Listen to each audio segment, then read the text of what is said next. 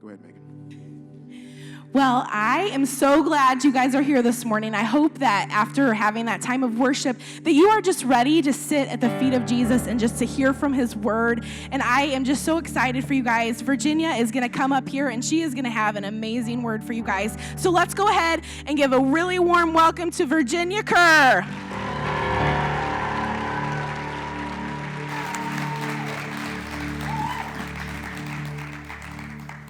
Well, I already started crying backstage, so that's not a good sign. This'll be fun.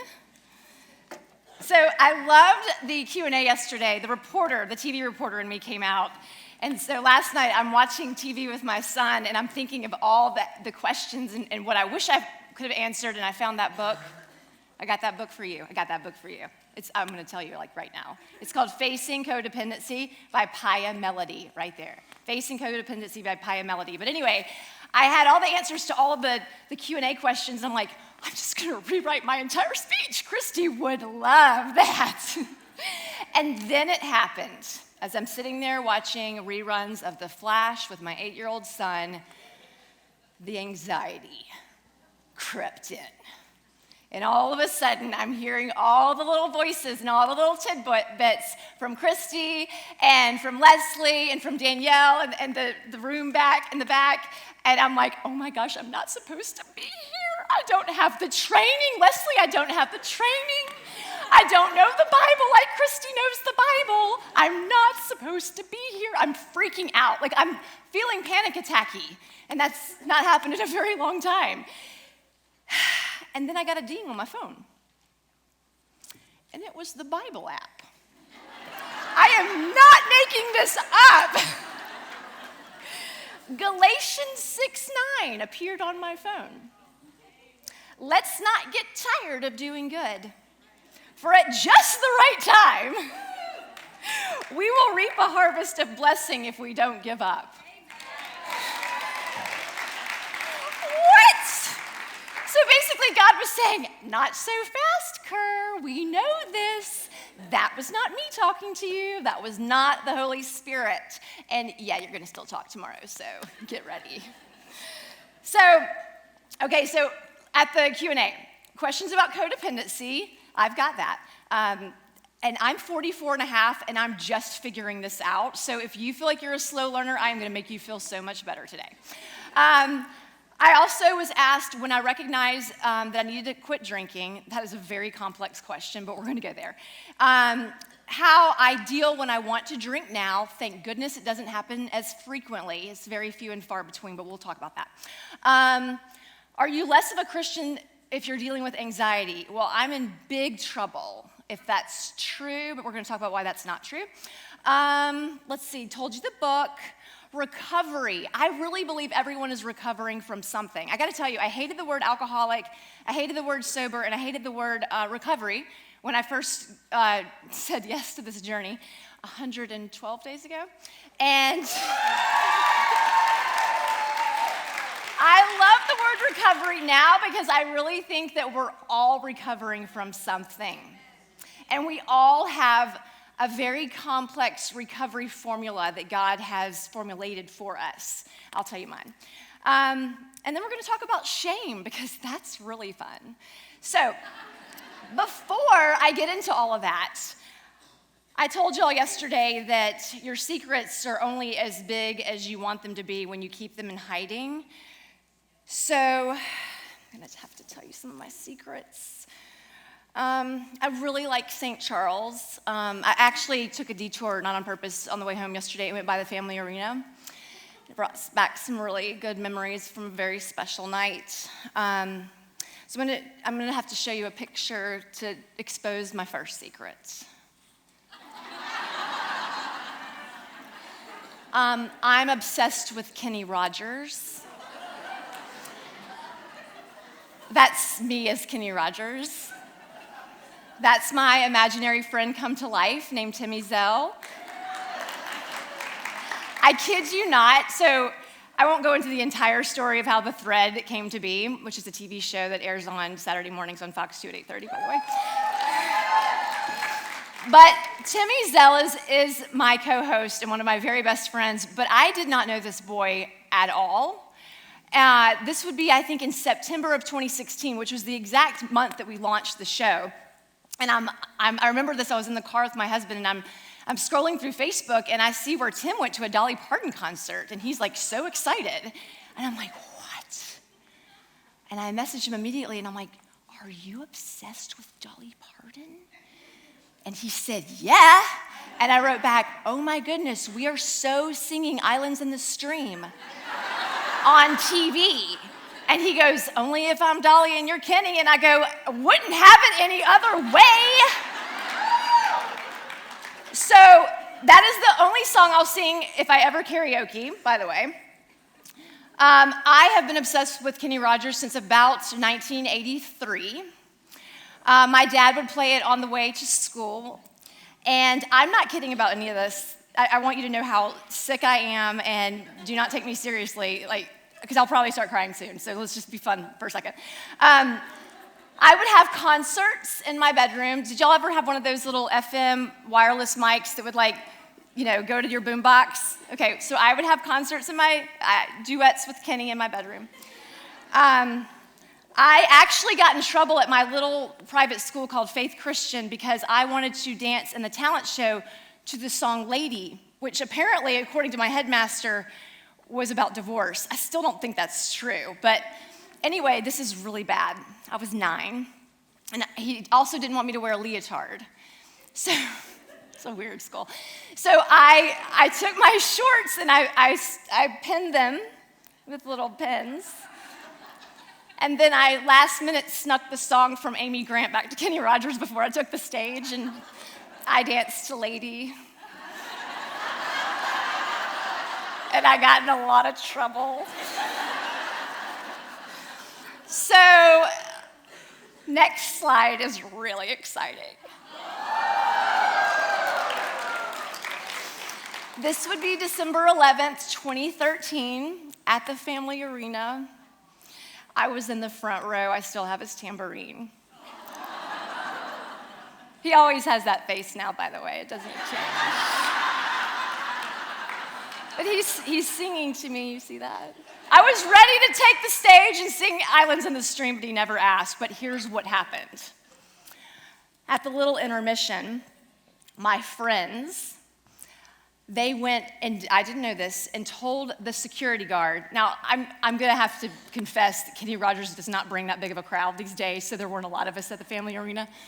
So they went to the security guard, head of security, and they begged him to let me wait backstage so when Kenny got off the stage, I would be there.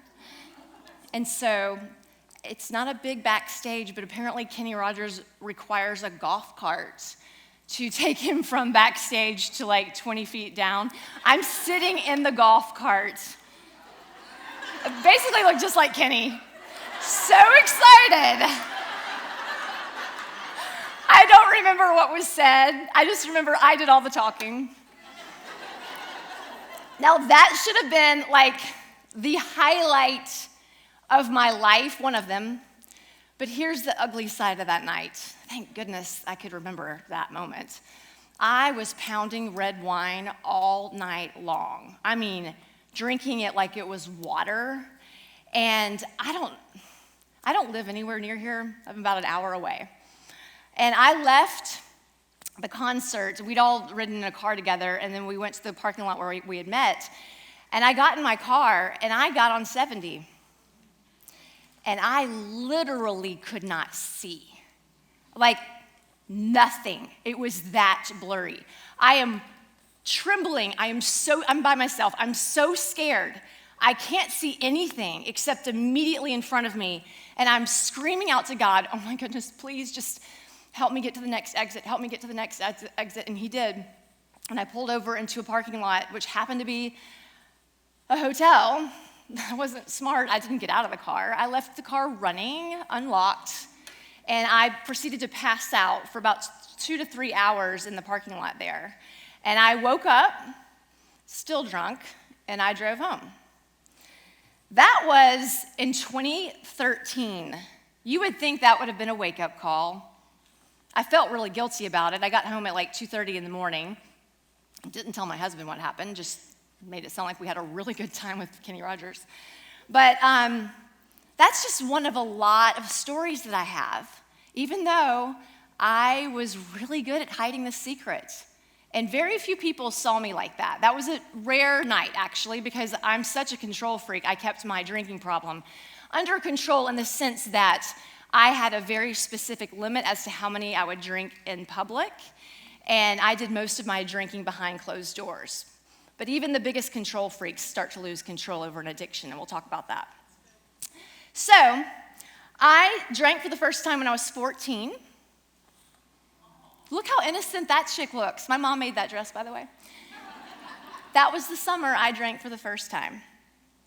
Now, I would continue to drink on the weekends, not a whole lot during high school. I mean, a lot, considering you're not supposed to be drinking in high school, but it was usually on the weekends, and I was a binge drinker. I don't know why to this day people would drink not to get drunk. Like, that does not make sense to me. So I can tell you right now, if I was drinking, I was drunk. Not to be funny, this is just how my brain operates. And I had a little spell of drinking by myself when I went through a divorce in the mid-2000s, but for the most part, I didn't drink by myself. Here's when it started. In 2010, I had my little boy. And that picture on the right is Thanksgiving. So this picture was probably a week after my first time to drink by myself. My husband is an avid hunter, and he goes hunting in November every year, and that was the first weekend where I decided I'm going to drink some wine by myself, and it's going to be fine because I'm by myself with an infant. He's only a month old. I deserve this. So I did while I had Christmas decorated. It was like a glass or two. It was not that big of a deal to me. And that was in 2010. Well, that would continue. Slowly but surely, this is what alcohol does to your brain. In fact, I heard a statistic today that says that they found that the brain becomes more quickly addicted to alcohol when it is being consumed to numb out or check out, which is totally what I did. So that sucker got me pretty quickly. But the consumption took several years to get as bad as it did when I quit a few months ago. Now, my career, if you don't know who I am, I'm from Alabama, and I am a former TV news anchor and reporter. There I am at Channel 4 here in St. Louis. And I spoke with you guys back in 2017, and again, slow learner, but I started to put all the little pieces together of why I did what I did, and I really pursued a TV career because I was trying to find self-worth in anything and everything, and I was escaping from a family of mental illness. I make it sound extremely, over the top, but this is exactly how I felt. I felt like I grew up in a Christian community where everybody had a perfect home, and they were all perfect Christians with perfect families, mommy and daddies, and they had big, nice luxury cars, and we did not have any of that. So I felt like I had to overcompensate for everything. So looking back, I wish I could tell you that I just love to tell people's stories back in whatever year that was when I was in 6th grade or 8th grade. And that's why I wanted to pursue a career in TV, but really it was because I needed to prove that I was a somebody. So eventually that lost its sparkle, and I no longer was fulfilled with the television career. I thought that I was maturing and I was gaining a stronger identity in Christ at this time. But yeah, I figured that out this last few months. That was not happening. It was not. Dang it. Slow learner.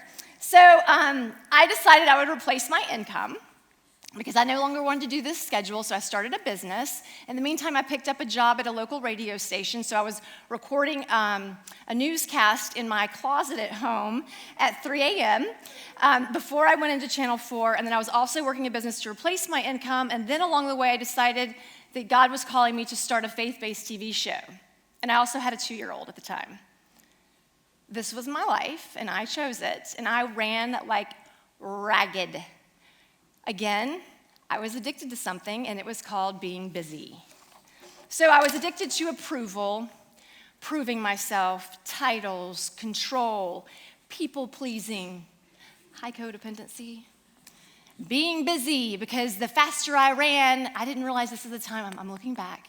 I'm realizing that if I slowed down, I would have to figure out what all those feelings were that I had shoved away with my food addiction and that now I was drinking away. I would have to figure out who I really was. I would have to really ask myself, do I even really like myself? And so sadly, but true, in the last 3 months, there were days when I just decided I didn't even know who I was. Because I've been doing this since I was 13. That poor 13-year-old in my mom's dress that she made me on that swing, I left her behind. And I just kept running and distracting myself with anything and everything I could because I didn't know how to cope. I didn't know how to deal with feelings. I was a Christian. I'd been baptized twice. I had a Bible. I did daily devotionals, not every day, but I did them. It goes through seasons. I mean, I didn't know all this. I just was doing what I knew to do, working with what I had. That was it. So, my desire to seek approval also prevented me from going to God with this drinking thing. Same with the eating addiction was over 20 years. But it was because, and I don't know if anybody else is like this, but it was like, okay, if I can just moderate my drinking or control my sin to this point, then I'll be good enough to talk to God again. Because it's so bad right now, like why would he even have the time for me? So again, I've got to prove myself to God to be worthy, to be accepted. And so what did I do instead? I just continued to drink and distance myself, and that relationship was not nurtured at all. Now, I wasn't a sloppy drunk, like I said. I was pretty controlled. But this drinking has now increased. Let's see, when I was at Fearless Women in 2017, I was drinking about a bottle and a half of wine a night. This is 7 days a week, by the way, you guys. Like, I don't skip a day, like, really consistent. But I tried to stop drinking. When I started the TV show The Thread, I got this idea because Tim was on that radio station that I eventually started working for, sharing his story of being an alcoholic and his recovery story. Now, I didn't think, oh, he's got a drinking problem, so do I. I should talk to him. No, I thought, who would have thought this guy would have a drinking problem? Oh my goodness, we should have a TV show that helps people by sharing other struggles and using what they learned so that other people won't feel alone and they can overcome them. So I'm thinking about my eating addiction at the time. In 2016, though, the drinking had increased. I mean, I was drinking 7 days a week. I'm helping to produce and host a faith-based TV show, and I'm with a recovered alcoholic, and I'm at home drinking every night, bottles of wine. But this is what I did. I could not let people know my secret. We did a show on my eating addiction, but I would never talk about my drinking. That would never happen. Well, the busyness and the schedule caught up. This is how I met Christy. And at the end of 2017, I was on the brink of a nervous breakdown, and I had to tell Tim, I gotta go. I have to be taken off the show. I've neglected my family, my health. I told him I was drinking, but I didn't tell him how much. And I just said, I need a break. I really thought that if I could manage my schedule, I could moderate my drinking. It doesn't work that way when you're addicted to alcohol, everybody. My drinking went to 2 bottles a night, every single night. So imagine the shame. I'm so familiar with that voice. When I had when I was struggling with my eating addiction, I would wake up in the morning, and at the time I was on the morning show, so it was about 1:15 in the morning, and the first thing I would think of was, how much did you eat yesterday? And then, why did you do that? You are so disgusting. No wonder you don't have any friends. How dare you think you can be on television and look like you have it all together? When you are so sick and disgusting, you lack so much self-discipline that you're consuming gallons of ice cream and M&Ms every single day. Like, what is wrong with you? That's what was going through my mind when I was struggling with that. Well, the same voice was happening. 3 a.m. every single day, it woke me up. 3 a.m. I'd wake up. How much did I drink? Why did you do that? You're such a fake. You're such a liar. Talk about imposter syndrome. Really? You're going to produce a faith-based TV show and drink 2 bottles of wine a night? You're probably gonna die. You don't deserve the family that you have. Every single morning, that is what I heard in my head. That is shame, and that is not from God. The alcohol wasn't working anymore. I drank and drank. I was drinking more, trying to numb out, trying to check out because I didn't want to have to deal with everything. And I knew I had a problem. I knew I had a problem. I knew I had a problem back with Kenny Rogers. I knew I had a problem for years. I did. But I didn't know what to call it. I hadn't had a DUI. That's only because of God. I hadn't lost my family. I hadn't hurt anybody physically. I don't think I'd hurt anybody emotionally yet. I hadn't lost a job. I wasn't an alcoholic. Surely not.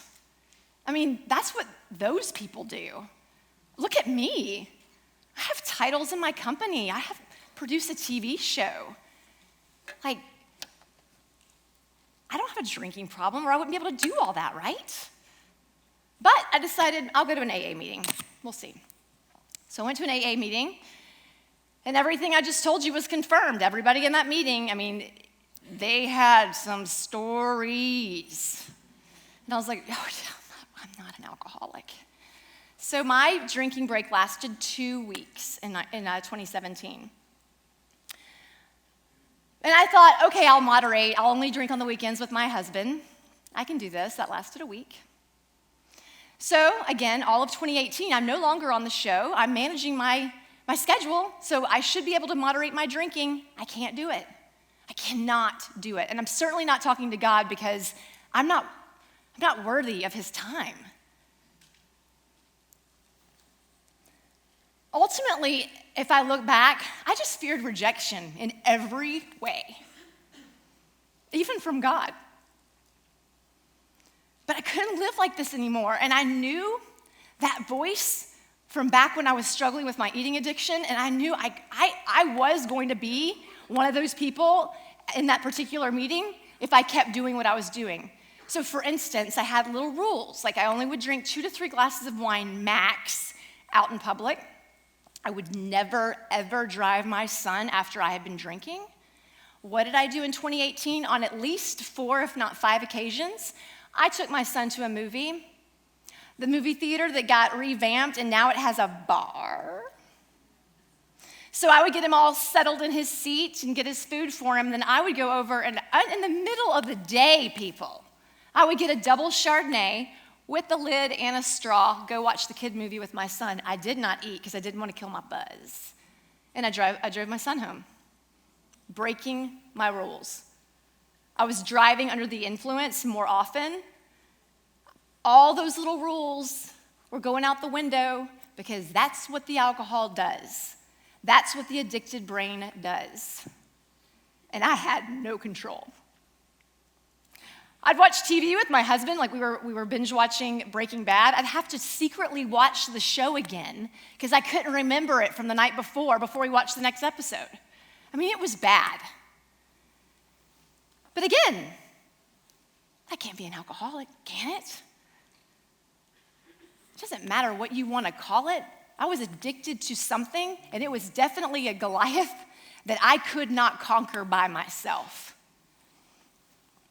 So, November 3rd of 2018, I'm watching the LSU-Alabama game. Tim is an LSU fan, I'm an Alabama fan, so we're texting, I'm drinking, and I'm sitting with my husband, and it's a football game, so you've got, time on the clock, you can see it. I can see that my husband is sitting there drinking, and in the amount of time that I had an entire bottle of wine and 5 beers, he had 2 beers. And I'm like, I'm drinking circles around this man. It's gotta stop. I'm texting my sober friend in the middle of a game. I can't live like this anymore. And the next morning I woke up at 3 a.m. and there was the voice again, and I'm like, stop. I'm done. Now, somebody asked yesterday, when did you know? When did you know? I knew a long time ago, and I tried to quit, and I failed, and I could have told myself, why even bother? but I knew God had bigger plans for me. And he was still there, and thank goodness he had surrounded me with people like Christy. She knew about my drinking last year when I tried to quit. She didn't give up on me. She still asked me to speak. You guys, was it 2 weeks? Again, 2 weeks? That she asked me to speak to this, and I was just like, okay, apparently God wants me to talk on stage about my drinking problem, and I'm only 2 weeks in, but okay, let's do this. Tim never would leave me alone. He would always check in on me, never ask me about my drinking, but he knew I was drinking. I told him. God planted all these angels in my life to protect me and to keep me connected. And that was not an accident. So at 3 a.m. on November 4th, I start Googling. I start looking for blogs and books. I find a podcast. I wasn't going back to AA. There's nothing wrong with AA, you guys.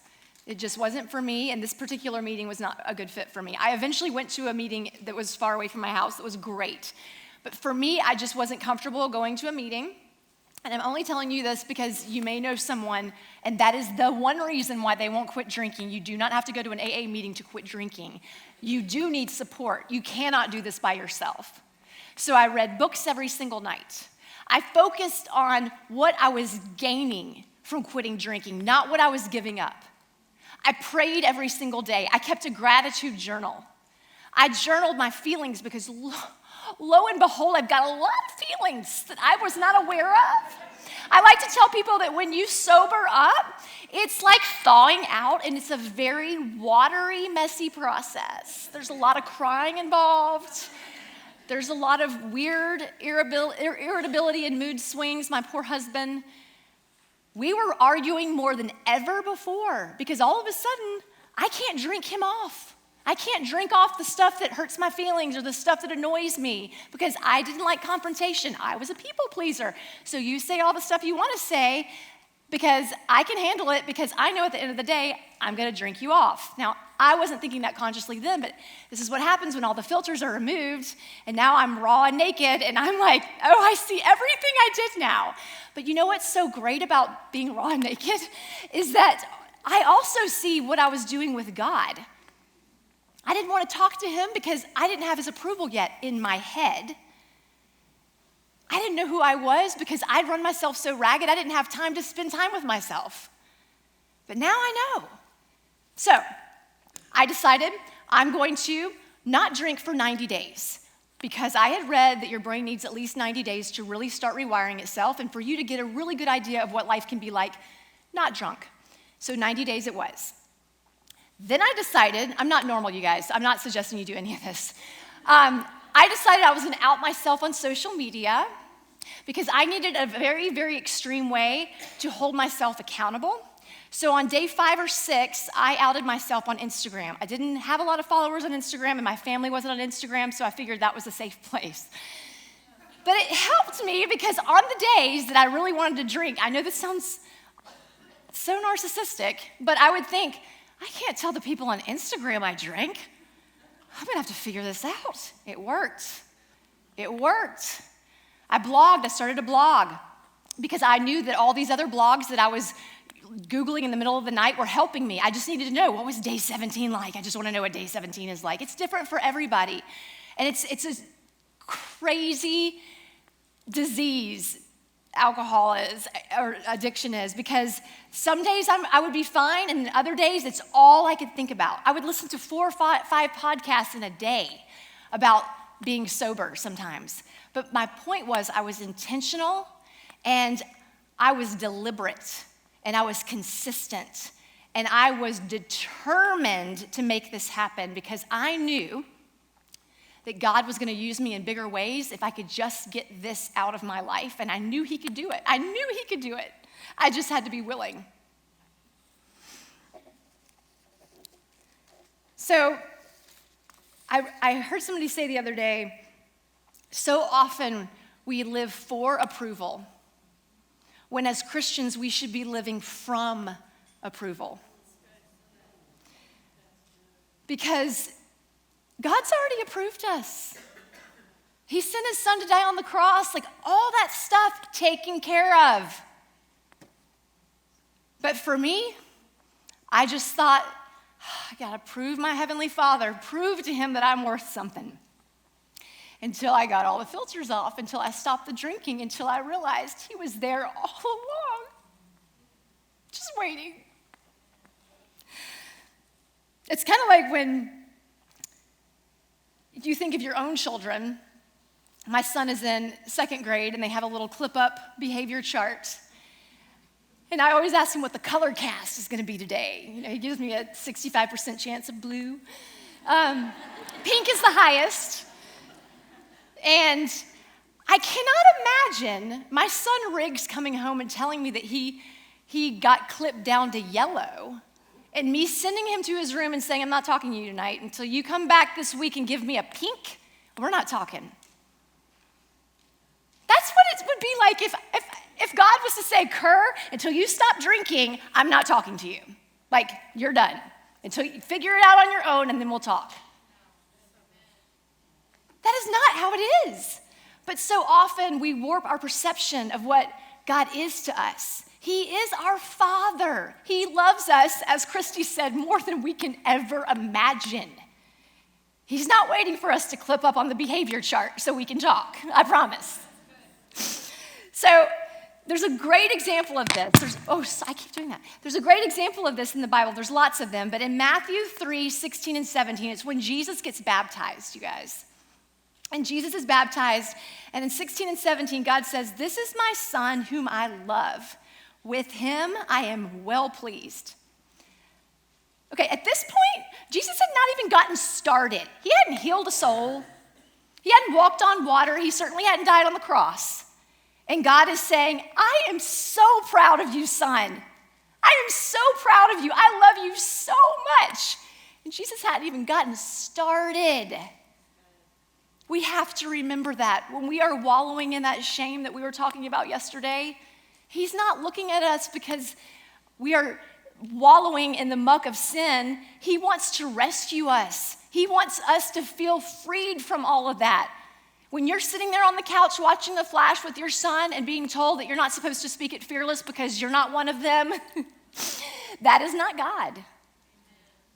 We have to make sure that we are listening to the right voice, the voice of the Spirit.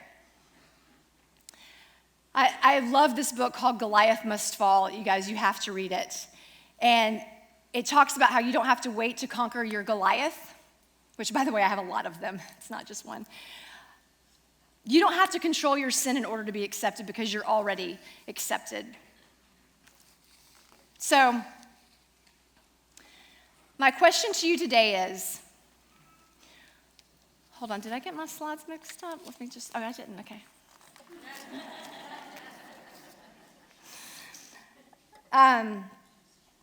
My question to you today is, are you living a life running from shame? Running from fear of rejection? Are you living a life for approval? I look back and I can show you this picture of when I was 14, and this is when it all started.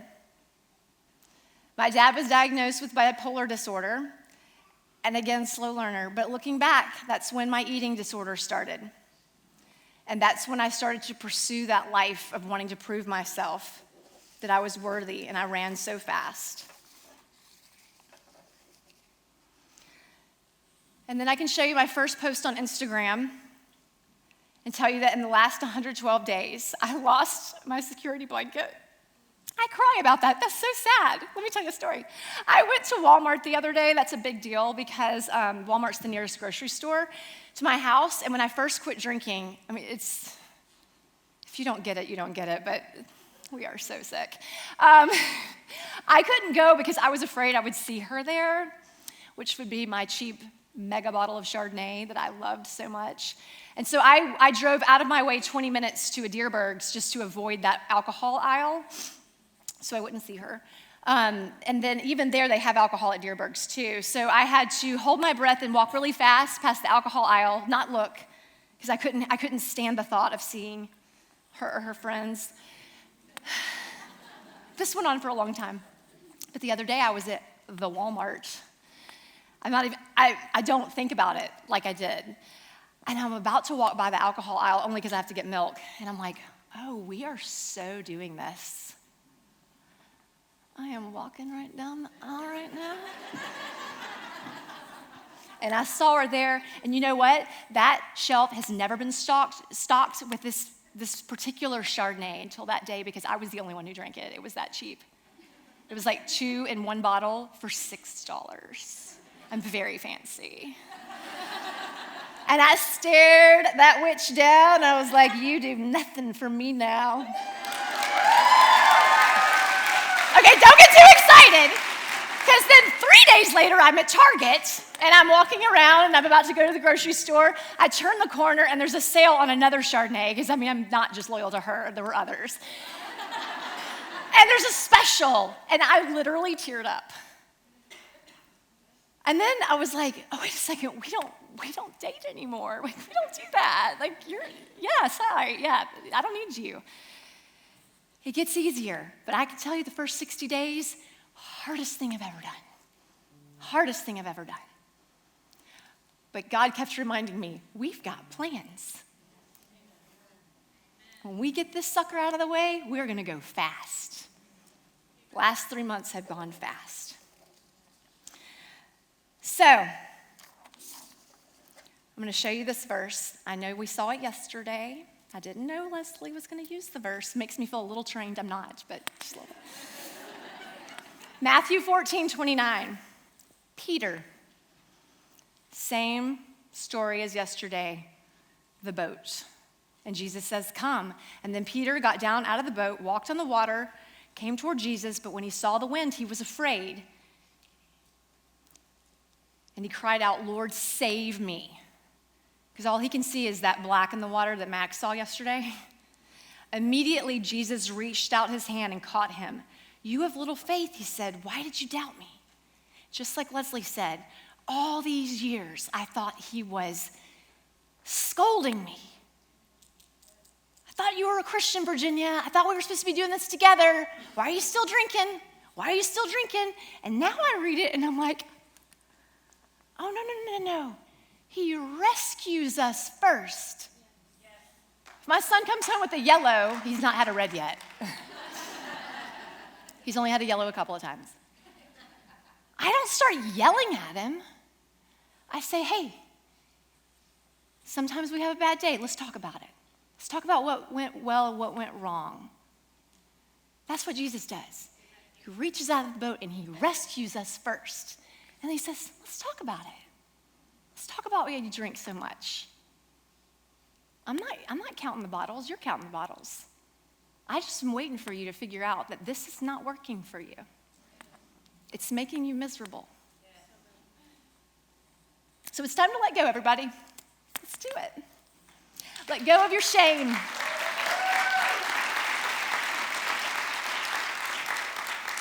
Stop living for approval and live from approval.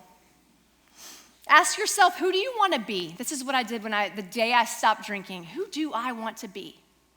What legacy do I want to leave behind because of God using me to do big things? What kind of mom do I want to be? Who do you want to be in a year?